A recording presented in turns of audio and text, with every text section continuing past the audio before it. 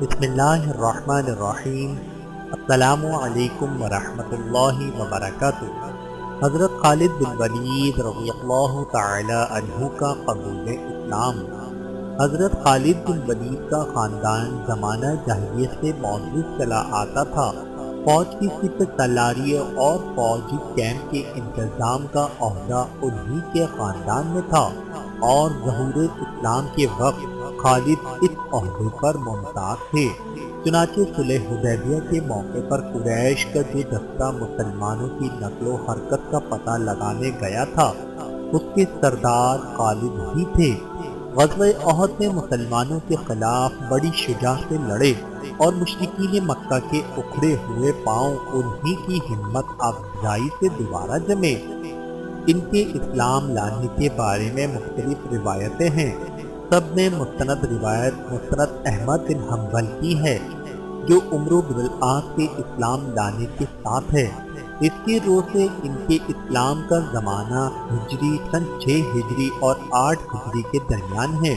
عمرو بن العاص رضی اللہ تعالی عنہ جب اسلام لانے کے قصد سے حبشہ سے چل کر عرب آئے اور اس کے لیے مدینے کا رخ کیا، تو راستے میں قریش کا ایک اور خوش قسمت واسی غزو مدینہ کارا نور نظر آیا۔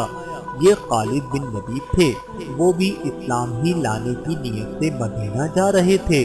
عمرو بن العاص نے ان کو راستے میں دیکھ کر پوچھا، کہاں کا قصد ہے؟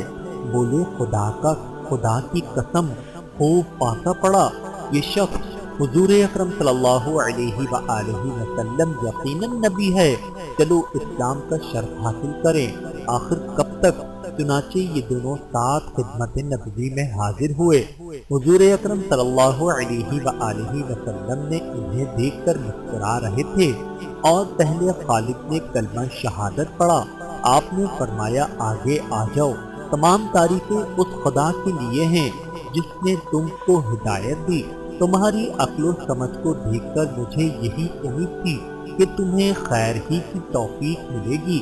خالد نے عرض کیا، یا رسول اللہ صلی اللہ علیہ وآلہ وسلم، میں جن لڑائیوں میں آپ کے مقابلے میں حق کے خلاف لڑا ہوں، مجھے ان کا بہت خیال آ رہا ہے۔ آپ صلی اللہ علیہ وآلہ وسلم میرے لیے اللہ تعالیٰ سے دعا کریں کہ اللہ تعالیٰ ان سب کو معاف کر دے۔ آپ صلی اللہ علیہ وآلہ وسلم نے فرمایا، اسلام اپنے سے پہلے تمام گناہ مٹا دیتا ہے۔ انہوں نے کہا، آپ صلی اللہ علیہ وآلہ وسلم اس کے باوجود میرے لیے دعا فرما دیں۔ آپ صلی اللہ علیہ وآلہ وسلم نے فرمایا، اے اللہ کے راستے سے روکنے کے لیے خالد نے جتنی بھی کوشش کی اور محنت کی ہے اسے معاف فرما دے۔ ان کے بعد حضرت عمرو بن العاص مشرف با اسلام ہوئے۔ قبول اسلام کے بعد عمرو بن العاص مکہ لوٹ آئے، مگر خالد بن ولید نے مدینہ ہی میں مستقل قیام اختیار فرمایا۔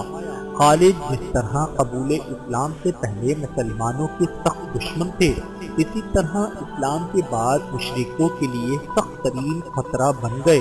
چنانچہ اکثر غزوات میں ان کی تلوار مشرکین کا شرازہ بکھیرتی رہی۔ حضرت خالد بن ولید رضی اللہ تعالی عنہ پر اللہ رب العزت کی کروڑوں رحمتیں نازل ہوں۔ آمین ثم آمین۔